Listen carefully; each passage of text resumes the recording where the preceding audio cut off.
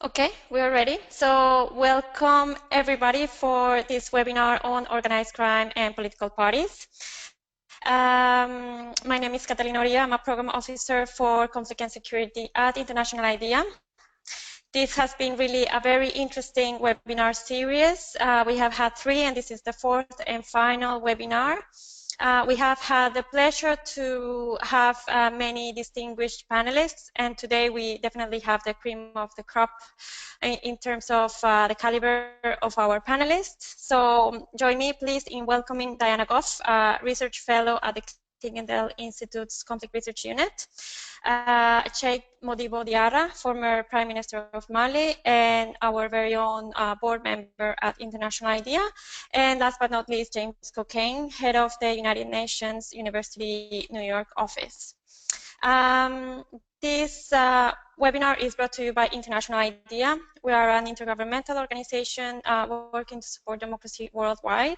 We have 28 member states from around the globe, and this webinar is part of a series of 4 reports we produced together with the Clingendael Institute and the Global Initiative Against Transnational Organized Crime, looking at how organized crime affects different sides of democracy, particularly political parties, but also service delivery, local democracy, and elections.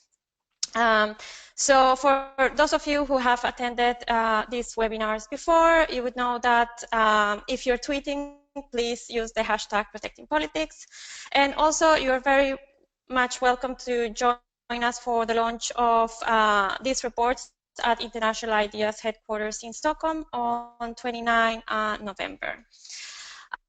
Also, be aware that you can find all the links to the reports and the recording of these webinars in our website. So I'll just quickly do, we have some people, we just want to know a poll. We're going to do a poll about where you're located and what's your background. So if you can just, you will see the poll there, right? And just 15 seconds to say where you're located at the moment.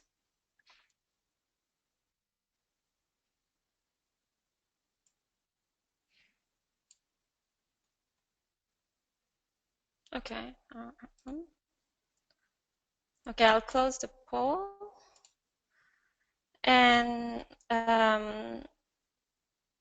also, I'll ask you what your background is. So please, if you can respond to that.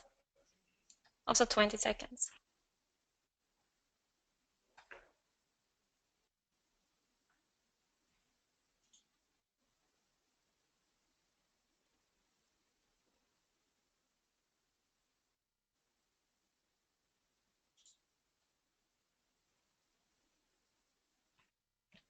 Okay, most of you voted, so I'll close and share. So you can see, I can't see, but I think you can see, yeah. So we have, most of you come from international or regional organizations, and I cannot see the location, but we will be able to see that. Yeah, I'll share also the location. Now you can see the location. So most of you come from South America, interestingly, a few from Europe and some from Asia Pacific, so very late attendees. Okay, so for the agenda today, we're first gonna hear from Diana about this report and the work that she did together with Ivan Briscoe on the nexus between organized crime and political parties. Then we will hear some remarks from Mr. Cheick Modibo Diarra about the particular experience of Mali in this area, and close with James and how organized crime uses these different power dynamics. And I guess it would be very interesting to hear from James, who just released a book entitled Hidden Power, and that is already positioned as one of the main resources in this area. So that would be very interesting. And we will close with a Q&A from the participants. You will see in your right-hand tab the question options, so you can post those questions throughout the webinar, and then we will have just some minutes to discuss those questions with our panelists. So without further ado, I give the floor to Diana. Thank you.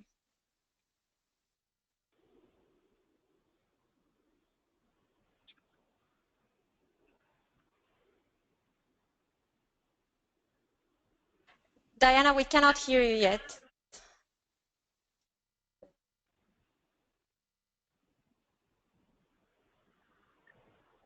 Diana, you need to unmute yourself as well. There we go. Yeah. Yeah? Okay. Is everything okay then? I can go ahead? Okay, so thanks for the introduction of the papers, and also for mentioning Ivan Briscoe, who was the lead author for the two papers that we worked on together on political parties and elections, who's now at ICG, but was really did the bulk of the work on this between the two of us. I'm speaking about the political parties report today. And just one thing to quickly start with is just that if anybody's happened to have seen the reports, you'll notice that they're very dense, they have a lot of information. And although there's a trend toward moving towards infographics or briefer ways of sort of presenting information, we really felt that this topic needed all of this complex information and a lot of detail, including the 3 case studies that we did, because there's really no other way to make effective interventions unless you really understand the context. So we chose 3 examples, and actually I have a PowerPoint I can bring up. Let's see, can you see that okay? So basically we had 3 case studies on Mali, Mexico, and Georgia. And we chose these because they were 3 third-wave democracies, and they presented a way for us to show a good sampling. So it's not a case of one did better than the other, but these were 3 different circumstances and sort of 3 different findings that we came out with. And one other thing that we liked about them, they were all marked by a presence of organized crime, political violence, and corruption to greater or lesser degrees at the time that we did the case studies there. And we tried to highlight specific factors that were contributing to the weakening links between crime, violence, and politics, and touch on the similarities of the effects that the democratic transitions had on illicit networks in each of these contexts. Let's see. Oh, I think I lost my slideshow. So one thing we saw was there was repeated themes in the recommendations that there's a need for deeper investigations, accountability, and context-specific approaches. The first recommendation was that there should be a great understanding of the actual networks, and that this is something that's especially needed for Mali and for Mexico. Another intervention is guaranteeing anonymous whistleblowing, including hotlines for public reporting, transparency of political parties through, for example, sworn declarations of assets. Civil society and media can be used to help track political criminal interaction, but then they would obviously also need more protection and training. We found this to be the case also, especially in Mexico. Second recommendation is judicial investigations. This has worked well in Georgia, Colombia, Italy, and Guatemala, all places with highly criminalized environments. In countries where there isn't the political will to aggressively prosecute or judges aren't really willing to convict, another remedy we saw could be specially appointed and autonomous investigative units, either in the judiciary or in Congress, or building on investigative bodies that already exist. A third recommendation is intervening in political parties' internal affairs. This requires stronger membership bases and more control by activists and leaders. You can also drain the party and election system of excess expenditures by, for example, giving parties that have passed a certain voter threshold free or subsidized access to media airtime. This is something we saw in Mexico and in Argentina. Sanction parties directly for any proven relations between their candidates or elected officials and organized crime. This is something we saw that worked well in Colombia. And the fourth recommendation was phasing and suitability. So each country must tailor its interventions to their own context. In Georgia, they can work for more independence in their investigative bodies and more impartial application of the law. And in Mexico and Mali, we suggested that they could launch a major offensive against political criminal ties while also doing their best to avoid an appearance of the politicization of the law. And in general, there is a need for realistic plans for poor, divided, and highly unequal social environments, such as Mali, which do not have the ability to carry out sophisticated investigations. And just to give a little bit more detail there, I happen to do a lot of field work in Mali in the area of the justice sector. And when I would ask, so how do you investigate crimes? And I would say, can you do wiretaps? And they would sort of just laugh at me. No, we don't have that sort of capability yet. And in Georgia, for example, where they've had a lot of success with severing the crime politics nexus, that's something that they've made a lot of utilization of. So what are the implications of this work? Three questions that sort of linger are: what can countries take away from the reports and the recommendations? What further research questions are we left with? And what viewpoints have we not taken into account? So I'll just briefly say that one thing that I thought were implications of the work is that looking at the case study in Georgia, which we really showed as sort of a more a positive example in that they've really managed to sever the crime and politics link. But one thing that they did is they used accountability measures almost in maybe a sort of a hyper way that isn't really acknowledged. So, for example, in the first years after the Rose Revolution, the population of the prisons went up by 200%, and a lot of people said that this is something that was done not through fair trial process, but just to literally, sort of rid the system of these sort of corruption or criminal networks. And so while Georgia is held up as an example, it's an open question of is the international community or are states willing to take those kinds of measures? And in the case of Mali and Mexico, where they haven't taken these sorts of measures, they still have a stronger ties between the criminal elements and politicians. On the other hand, they don't have the high levels of polarization that now have resulted in Georgia from sort of extreme action. So there's a question of where do you find, I think, the middle ground. And I also wondered whether there is a question of whether there's political will in countries that haven't hit rock bottom to actually take these sort of strict accountability measures. So, for example, in Georgia, where they really were a failed state prior to the Rose Revolution, I think people were more willing to put up with a lot of these sort of extrajudicial measures. Because, for example, when I was in Georgia, I heard from a lot of people that during the pre-Rose Revolution era, that the only people that even had electricity were the thieves-in-law, who were the organized criminal elements that were sort of running the country and providing the service delivery. So it's a question maybe of whether Mexico and Mali have gotten to that point, and maybe our next panelist can comment on that. And then if you do manage to have a severing of this link, and which leads to this higher levels of polarization, how do you stop these cycles of revenge that you're going to end up seeing in politics? Because, for example, in Georgia right now, they have had a problem where when the party who sort of pushed everything, all the criminal elements out, then eventually they sort of overstepped their bounds and they were pushed out, and then they were prosecuted in a way that they felt was also sort of unfair and criminal, and then sort of started a bit of a cycle of revenge. So in the case that you take these extreme measures, how do you then bring them to a stop? So I think I'll end it there. Thank you very much. That is a very good overview of the recommendations and some of the sort of backlash that some of those actions have had anyways, at least in the case of Georgia. So thank you very much. And I think in the Q&A, we can dig deeper into sort of the cases and some of the trends behind them.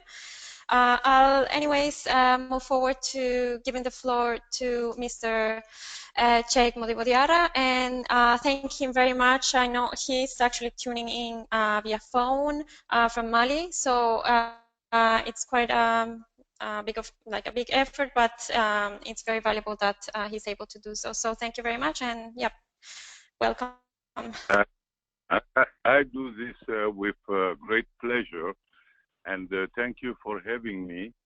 And before I get started, I would like to congratulate you for putting on the radar this kind of very important topic, which is corruption.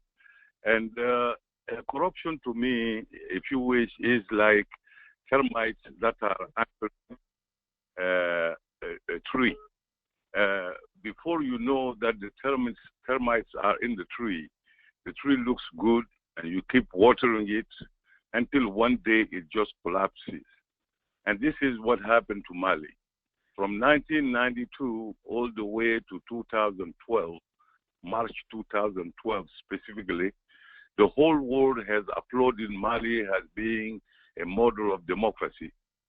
And they have put so much money in terms of aid money into this country. And despite people pulling the alarm bell and telling the international community, be careful, this is not a democracy, it is a corrupt system, they just kept feeding the system until, in fact, in 2012, in just 2 weeks, that whole state collapsed. Exactly as if termites have entered a tree, that big tree will just collapse under the weight of a small wind or anything small, make the whole thing collapse. So right now, Mali is an aggregation of all the bad things that could happen in a country to a state. Corruption has built tremendous bridges in Mali between the public sector, the government, the private sector, the army, even the civil society. And it has gone down as far as even in the rural area, where during the campaigns, money is used to buy people instead of messages being given to people. It is very simple. If you look at a political campaign in Mali here, 90% of the messages are given to the community in the language of French, and only maybe 15 to 20% of the people in Mali understand even that language. And yet we were held as a great democracy. Anyway, the corruption here has infiltrated the public sector. Today, if you want to apply for a job in government or in public offices, you have to pay something for people to even look at your papers. Secondly, if you don't even have the qualification, but you have money, you can go into a printing shop and just invent a diploma that is printed for you, and with some money, you can actually enter public service. Secondly, corruption is such that the state can no longer provide the services that it is supposed to be providing. And because of that, there are regions that are completely forgotten. That is usually regions where living is very hard. There are few roads, and that is not densely populated like the northern part of Mali became almost like a no man's land. And since we have seen the civil war that took place in Algeria in the 80s, when the Algerian government ended up pushing those terrorists out of its country, they, of course, automatically went to the north of Mali, which was a safe haven for them, because the state by that time is so weak that it cannot even secure its own borders. And these people established themselves and created what they call ACME, which is like the terrorist group in the northern Africa. And then that ACME also made some ties with the organized crime who do drug trafficking throughout the whole band of Sahel, starting from the Atlantic Ocean all the way to the Chad area. Drugs comes and just get escorted by these terrorists who protect drug shipments. And against that, they have a cut. And with that cut of the money, they can hire more people and buy more weapons and become much more efficient in actually destabilizing the country. And unfortunately, because corruption is something that has become endemic to the country. I mean, from the roadside being stopped by the police, even if you have your document in order, to just get some money from you, all the way to trying to get a job in a public area, even the private area now. That also has started. Instead of looking for quality human resources, it is actually based on people who recommend people. And those people who do the recommendation usually are former government employees who became extremely rich, and they have taken somebody who represents them and create a corporate business that is run with that stolen money to actually launder that money. So because of that, the recommendation comes, and we are finding ourselves in a situation where nothing works. And the final point that it has reached is that corruption now has built the bridge and has entered actually the judiciary system. You know, when we talk about the political system, of course, that extends to the executive as well as the legislative branch of government, which are completely corrupt, and people are not elected really. They buy their seats because people will live in a country where poverty is really, it is one of the poorest countries in the world. And because of that, money that comes in a form of aid from outside is used to corrupt people. If you don't elect the people who are in power, then your whole village or your whole area is just without any kind of infrastructure during the entire term of these people to teach you a lesson so that next time you will vote for them, and in which case you will not have infrastructure only, but you will have also money and all the good things that comes with corruption. Now corruption has entered the judiciary, which is the last refuge of poor people, and people do not longer believe even in the judiciary. Now you go to court, regardless of what your case is and what your position of guilt or not guilty, it doesn't matter.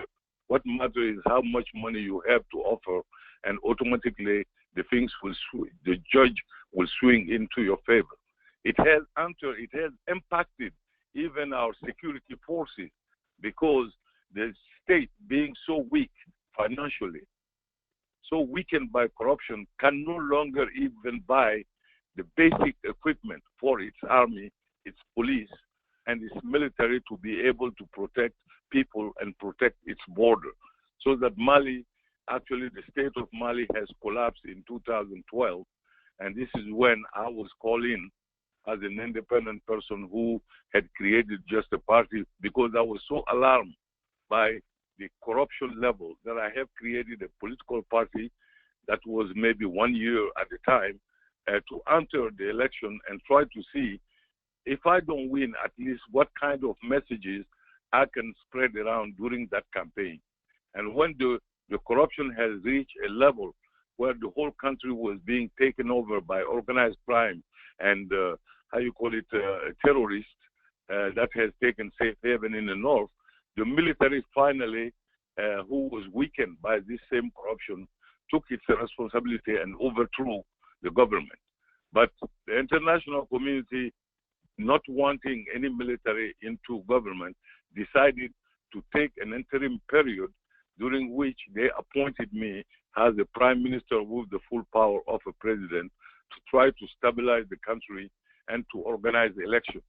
Unfortunately, even during the organization of that election, the thing is that the same people for the last 20 years who have been into power, the same party that has divided into different branches, are actually still in power, and they use their money to be able to win that campaign, and they are still, the same thing is still going, and it's just getting worse. And unfortunately, again, the international community still has not learned its lesson. It keeps pouring money into this corrupt system that keeps fueling the system instead of actually taking drastic measures. And, my colleague who spoke first says that the people in Mali here, the authorities say they don't have the equipment to actually do tap wiring. It is not true. Here we are so sophisticated that every single telephone of everybody is listened to. Even I'm sure now that I'm talking to you, my telephone is being listened to. Everybody is being surveilled. So they have all the technology available. It is just the lack of political will to actually do things right, because this thing has benefited so many people that they think that one day if we became a good governance system becomes available, that they will be called to actually account for their acts. And because of that, every election, after every election, the same people are using the resources of the state and using the same techniques to actually, buy the votes of poor people, who for most cannot read even a program to make a difference between two projects of society that are being offered. And this is the situation that we are living right now in Mali. It is a state that is so weak now that the international community, the United Nations, has to send people in to try to stabilize it, at least so that it doesn't contaminate the neighboring countries who are like Ivory Coast and Niger and Senegal and others. So this is the situation that is going on in the country. Everything is permitted, including even, the public work. When we do biddings, companies do biddings for public work, you have to give maybe 15 to 20% of the total cost of that business to the people who decide who win the bid. Everything, every sector is being permeated, and now down to the countryside where the state tries to subsidize fertilizer for farmers. But in the way of subsidizing the fertilizer for farmers, those needs are actually inflated so that the return money can go back into the cashier of these parties, these political parties. So I think I will stop here because I have taken too long. I think the interesting part will come with the question and answer. I thank you very much for your attention. Thank you very much. Yeah, that was incredibly rich, and I think perhaps a good opening for James, who has actually worked a lot on this nexus between corruption, fragility, crime, and sort of stemming from even our previous webinars and reports on how these connections affect service delivery in particular. It's a very good sort of a starting point for you, James. So I'll give you the floor.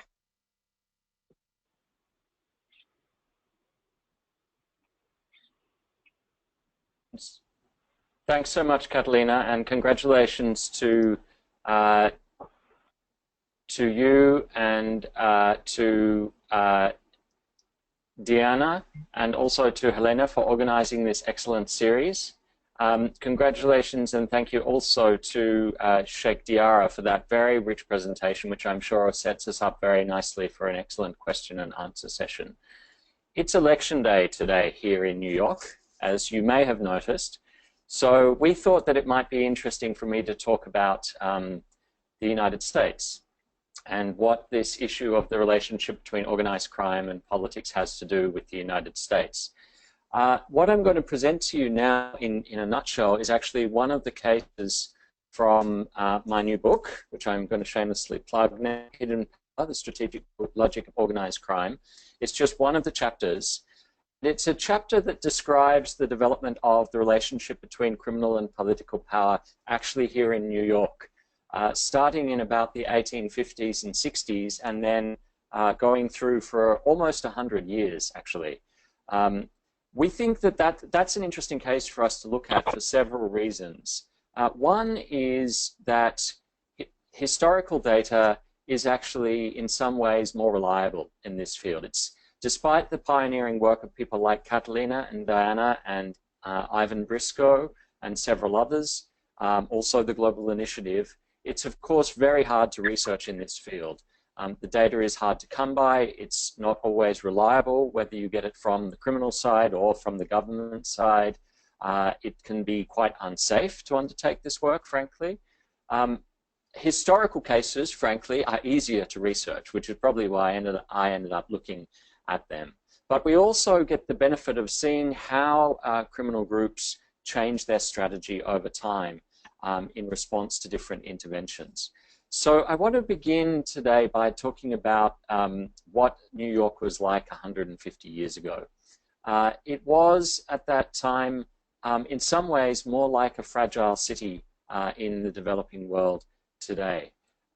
It was characterized by political infiltration of the law enforcement services. Access to credit was highly dependent on your access to certain social or political networks. Sewerage was very bad. There were building codes were non-existent. And the state was rather weak, frankly. This is well before income tax was instituted in the United States, for example. So the relationship between the state and the citizen was weak, particularly in lower Manhattan, where a lot of Irish immigrants lived, many of whom, frankly, did not speak English. Interesting connection to what Cheick Diarra was talking about in terms of the difficulty of political communication with the constituency. So what you saw developing was not just political parties as intermediaries between marginalized populations and the state, but also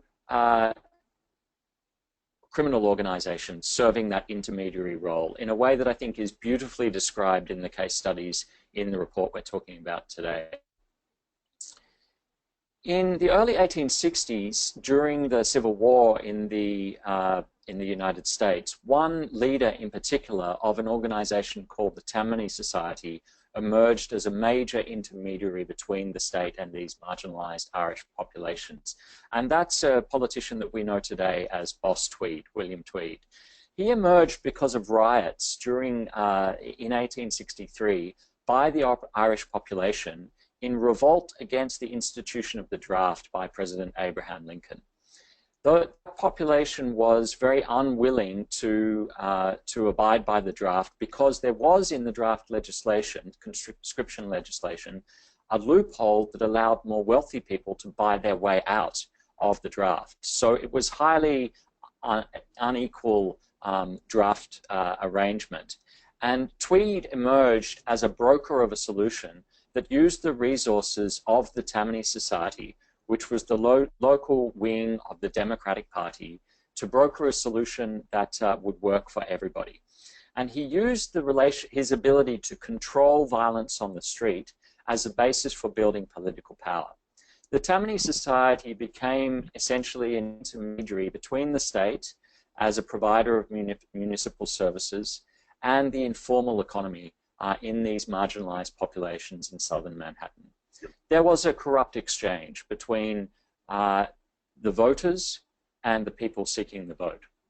But as a result of that control of local territory, something that's also explored beautifully in the report, the Tammany Society was able to extract rents. And those rents, some of them were legal, but many of them were illegal.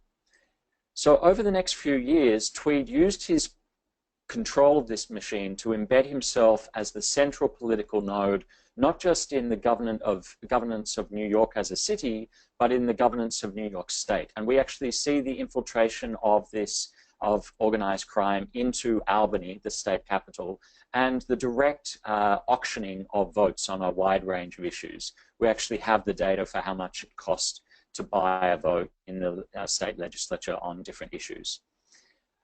Many people saw this as a golden period for New York. Because of the massive public corruption in public procurement, there was a huge investment in public procurement and in infrastructure development at the time, including the foundations of what we know today as the Brooklyn Bridge, the Metropolitan Museum, and many other key sites of infrastructure in New York. But the key to understanding this is that this was in effect a confidence scheme, a Ponzi scheme. Everybody was happy to go along while the times were good, but eventually the music had to stop. And when it did stop, a couple of years later, the whole house of cards collapsed very quickly, just like the hollowed out tree that Cheick Diarra just described in Mali. And so within a couple of years, Boss Tweed and his whole ring, as they were known, the conspiracy that he built within the Tammany Society and the Tammany political party, wound up in jail. It's interesting to understand why that collapse happened. Essentially because of two things. First, because there was a very powerful free press in New York and in the United States at the time. And they found a way, in particular through cartoons, to communicate Tweed's corruption to the illiterate population. And secondly, because eventually this led to sufficient outcry that the concern about the corruption passed across the Atlantic to investors in Europe, and they began to become concerned about the creditworthiness of New York City because of all the corrupt exchanges that were going on. When that threatened the creditworthiness of Wall Street finally called time on Boss Tweed and stepped in and formed a new political alliance from inside the Democratic Party that kicked Tweed out and eventually led to him dying in jail. So that has some very interesting policy implications for how we think about how these things change. But what I mentioned there was that Tweed left. Tammany did not. The Tammany system and the relationship between organized crime and politics in New York, in fact, flourished for more than half a century beyond Tweed's demise. But it changed. It changed in part because the Irish population was replaced by the Italian population as the immigrant underclass that was marginalized from power networks in the city. And it changed also, in particular, in the 1920s because of Prohibition. In the 1920s, we see violent entrepreneurs from within the Italian American and the Jewish American community developing local street gangs, and now they are the ones that can engage in the corrupt exchanges between politics and crime, between the state and the local actors. What has been underappreciated, though, is that the Italian mafia in New York actually found its way into power by colonizing the very same Tammany networks that had played this role for the last 50 or 60 years. They specifically set out, in particular Lucky Luciano, who many of you will have heard of, to influence the political party through funding political campaigns, putting up their own candidates, and in 1932, they even traveled to Chicago and sought to fix the Democratic National Convention that picks the presidential candidate for that year. They did not succeed in that case, but the fact that they were on the cusp of doing so is a demonstration or an indication of just how far their power reached. In the 30s and 40s, we have detailed recordings of judicial officers in the New York State Supreme Court swearing loyalty to the number two in the mob system at the time. And the mob used this access through Tammany power networks and through the political party of the democratic system in New York at the time to build its power not only in New York, but increasingly abroad. It used it to get control of the Allied military government in Sicily in the tail end of the Second World War, and through that control to build a bridge to back to the Sicilian mafia and develop new transatlantic trafficking markets, particularly in drugs, in the post-war period. It also used that power to develop a relationship with intelligence actors during the Second World War and to extend power into the Caribbean in the post-war period. All things I look at in more depth in the book. This, just to close though, this does beg one question. If the reach of organized crime was so important in understanding New York City governance during this period, and even New York State governance, why didn't it ever really get the same kind of control over the federal government in the United States? This again, I think, connects to something that is beautifully discussed and illustrated in the report around the importance of local political authority. We have pretty good data now suggesting that organized crime is more likely to develop where government locates spending and policing power, because for reasons you can understand, those are things that organized crime is particularly interested in. In a federal system like the United States, or indeed Australia, where I come from, a lot of those decisions about a lot of fiscal decisions, budgetary decisions, and policing decisions are driven down from the federal level to a lower level. It's less common, it seems to me, for organized crime to develop an interest in and the machinery to control the types of decisions that are undertaken at the center in a federal system. decisions about sovereignty, about foreign policy, about control of territory and borders. But it's not entirely exceptional. There have been such cases, and again, that is explored very nicely in the report. So, but there is finally, I would say, one other reason why we don't see, or think we don't see, organized crime influencing that kind of political decision-making and political parties at the federal level in the United States. And that has to do with how we ourselves see organized crime when it moves away from that kind of street level up to the questions of public policy. Frequently, we don't describe the kinds of illicit networks that influence public policy at that national level as organized crime. We tend to describe them as white-collar crime, or we may not even recognize them as criminal in and of themselves. We may, in fact, suggest that that is a cost of the modern way of understanding democracy, that it is what we might describe as lobbying. But underlying these relationships, we can see private commercial interests, often bordering on the illicit, having an influence over regulatory processes and even capturing them ultimately.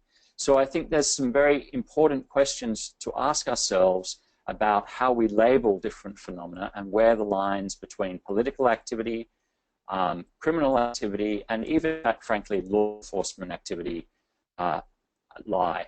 And that's a point I think that is, again, explored beautifully, particularly in the case of Georgia, that is looked at in the report. And I look forward very much to all your questions and hopefully offering some answers. Thank you very much. Well, thanks. That's extremely interesting, and perhaps, like, surprisingly, is one case that we don't hear enough about. I mean, we hear a lot about the U.S. electoral system and political parties, but that sort of dark side of U.S. politics is not as well known as one might think. So thank you very much. And so now we go into the Q&A session. We have approximately 15 minutes, so that's extremely good. I'll start with Diana, just to give you, Diana, a bit of a chance to react to some of the things that Cheick and James brought up. Interestingly, for example, where sort of this notion about sort of whistleblowing and how you think, for example, that in those cases, that recommendation regarding, for example, reinforcing the protection of whistleblowers fits into those cases and sort of played a role. But otherwise, sort of your reactions, and then we go into other more detailed questions.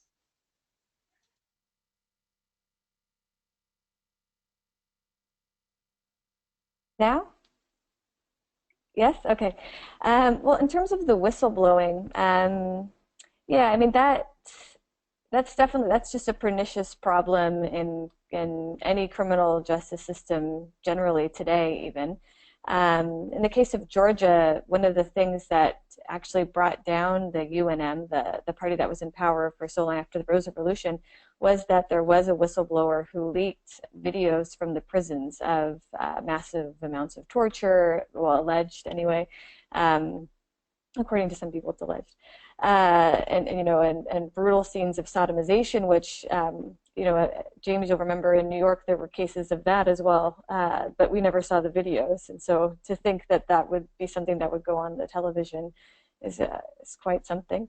But yeah, I mean, I think, even in the United States right now, you have the case of Snowden and Chelsea Manning, and then you sort of wonder where the protections are. Was that whistleblowing? What is the line for whistleblowers?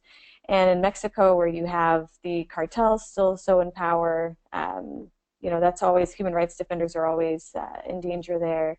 And how can you, in such a decentralized system, really provide the protection you need for whistleblowers? So I think that is an issue that extends beyond even the topic of these papers, but is something that Yeah, it's whenever you have one person against the halls of power. I mean, that's tough. But I think, yeah, it's important. So I guess that's all I'll say about whistleblowers. But just to react a little bit to what James was saying, I think it's really interesting. I was in New York for a few years.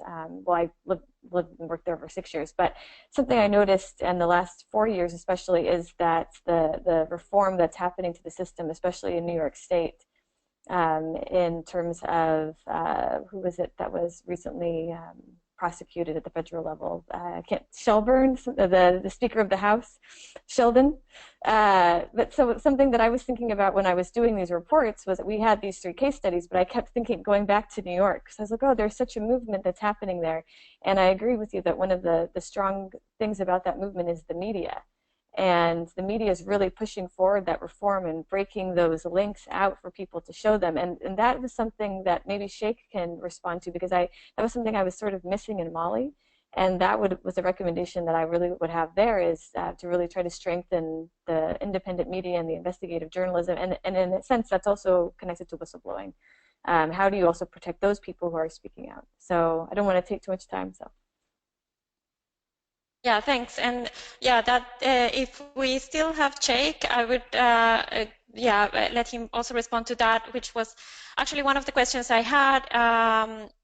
Sort of very linked to that is so many of these cases come out because of some of these recommendations are taken up because of political will, which usually comes when there is a big scandal, when the media is very active.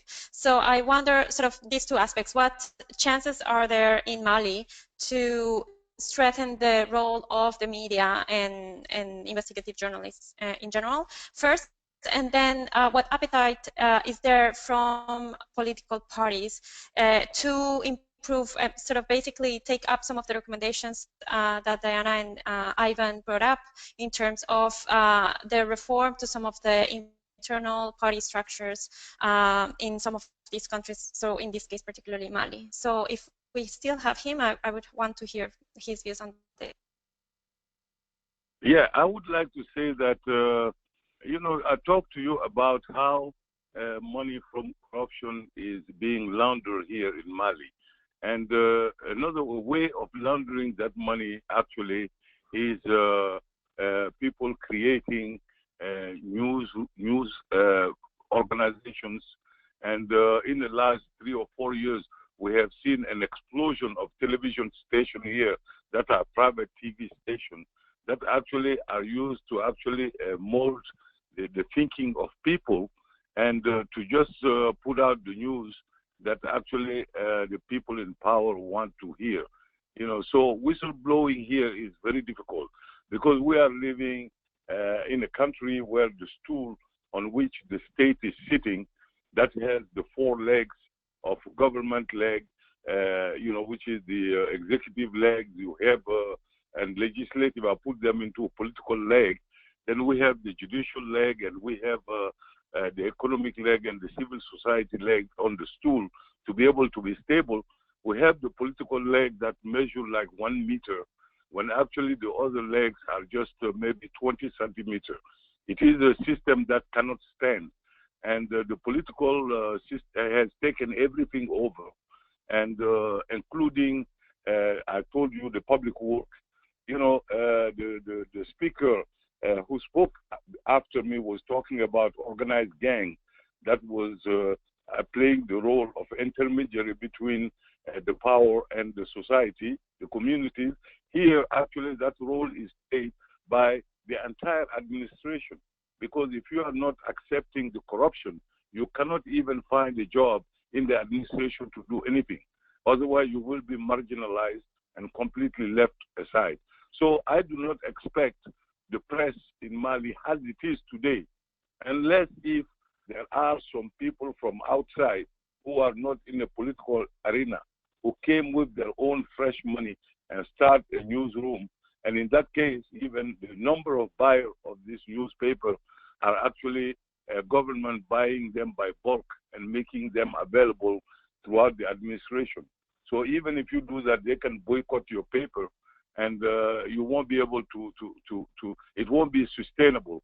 it is a very difficult situation. We don't know with which end to hold it, because even the judiciary, we go through election despite the effort that we put forward to talk about good governance. The few cases in which we win, the government will take the case to the Constitutional Court, and the Constitutional Court always will say that the government is right. So the thing just keep continuing. And your second question was, if you can repeat that a minute for me. Yeah, the second question was about it was the political will from political parties to improve that, and then the protection of whistleblowers. Yeah, the thing is that there is right now there are a lot of political parties in this country, more than anybody would like to see. For a population of 17 million people, we have over 190 political parties. But if you look at the big political party, the 5 big ones, you will realize, if you know the history of this country, that they are all branches from the same trunk that started this corruption system. So when people start talking about they want to see a kind of alternance in the political system, then this party will divide up and put some of their people to create new party, but they all support one another, and there will not be a political will from those guys to change anything. Now, the other political parties who are really working toward good governance as a model and working for a change, those are open to hearing suggestions, to working. My party has looked at a lot of documents from IDEA to try to structure ourselves, have our strategic planning and everything based on those documents. We learn a lot from those, and we are working with those. And the thing is that we need, the same way corruption has created bridges across all the branches of this society, we need the political parties who actually are aspiring to a change, a profound change, to also be able to bridge across this country to other political parties who are having the same type of struggle in their places, so that we can share lessons learned. So this is, otherwise the political party existing today will not have, they will listen and they will say yes, but there is no political will to change one iota, because it's too convenient for them to disturb any part of it. Oh, thank you very much. Yeah, that's very, well, that's a very grim takeaway, but anyways, if there are... It is very grim, it is. Yeah, but at least you mentioned how there are maybe some seats or some people and actors who are interested and willing to bring about some change. So that's very, anyways, encouraging to some extent. I want to also give... They don't have the financial weight to do that. Yeah. If I can just briefly, before we close, give the floor to James. 2 things in particular. James, if you can sort of also give us your perspective on this, sort of the whistleblower recommendation. And also, well, you mentioned something sort of in this case, in the US, the sort of the power of the press. And I want to know, or to hear from you sort of nowadays, what is it there that can be sort of equivalent? I mean, how social media, Twitter, is playing a role into breaking some of these or not? And also in this election, we've been hearing a lot about sort of the rigged press and media. So is that changing? Is that landscape of sort of investigative journalism changing, well, in the US, but in other countries as well, and the chances that they would take up some of these very challenging cases and networks? And all in about 3 minutes, right, Catalina? Yeah, okay. This has been a fantastic discussion, and I'm so glad that we've wound up talking about whistleblowers and the media and where it all goes from here, because I think that this is really at the heart of the matter, and I want to quickly try and explain why. The way I see it, increasingly you have communities that are viewing the state and other forms of governance as different models that they can buy into. So think of it in a sense as a market for government. If you were an Irish person in Lower Manhattan 150 years ago, then your only real way to access services was through the state. So you looked for an intermediary who could help you get a piece of the state. The report talks really nicely about how political parties play two quite different roles. One, aggregating the legitimate political preferences of their members into a public policy platform, and two, competing for a share of the state, competing for a share of that service provision or rents or public policy positions, public positions like Cheick Diarra was talking about. Increasingly, though, we see that there are alternative ways of organizing that don't necessarily go through the state. Think about how in northern Mali, for example, whole communities are in essence turning their back on the idea of the state and thinking about subscribing to different forms of governance.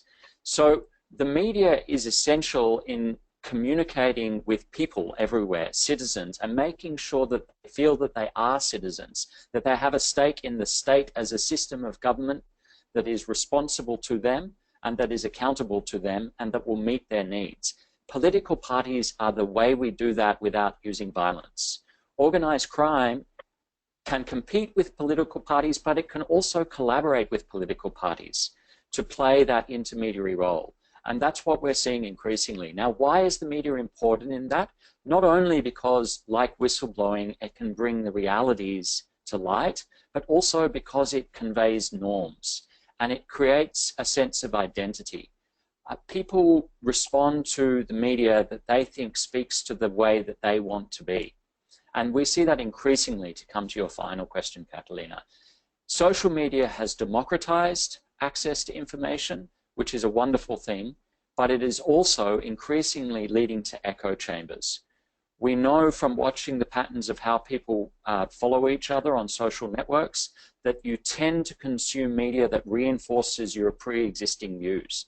That is a major, major challenge for democratic exchange, even before you bring organized crime into the picture. But it also plays into the hands of partial private interests like organized crime because it gives them a way to build their own echo chambers. In Mexico, for example, we know that some cartels are both promoting their own narco-cultura, their own narco-culture, and going after, explicitly targeting the brave citizen journalists and bloggers who are trying to bring the downside of that culture and of that system of criminal governance to light. So this is a hugely important question about how the development of media not only fundamentally alters democracy as we know it, frankly, but also creates space for private interests, criminal and, frankly, corporate, to influence the way that we engage with the democratic system, the way we engage with political parties, the way that we aggregate political preferences. And I think to end on a very contemporary note, I think what we've seen in the presidential election here over the last year and a half in the United States is just the first wave of the kind of influence that that new approach to media is going to have on democratic systems. I don't think that there's been a specific role for organized crime in this election, fortunately, but it's quite possible that in other places we will see organized crime getting involved in that kind of process, and I think that's something we should all be concerned about and fighting against. Well, that was great, and that was exactly 3 minutes, so top-notch, and really like an excellent way to close this, not only this webinar, but the whole series. Actually, I took note that indeed we closed the circle in a way. You mentioned this sort of a market, like how organized crime can explode this market for government and government services. And indeed, in the first webinar, we discussed with the panelists there how, in regards to service provision, organized crime, as a service provider, it's very hard to just sort of break that link, but you can somehow, for example, try to open up the market of service providers and try to challenge that monopoly. So it's very interesting to sort of that all these things come together, and the role of political parties here. I have tons of questions that we are not going to be able to discuss today, but we will have other opportunities to meet up. The launch in Stockholm, we will also have an event in New York that we will be announcing in a couple of weeks. So, well, thank you so much again for joining us. As I said, this recording will be available soon. Thanks very much to our three speakers today, James, Diana, and Cheick. It was excellent. We had excellent presentations and discussions. Also to Helena Schwertheim for coordinating the technical assistance and the whole setup of this webinar. And well, thank you. Bye. Thank you. Bye-bye. Bye.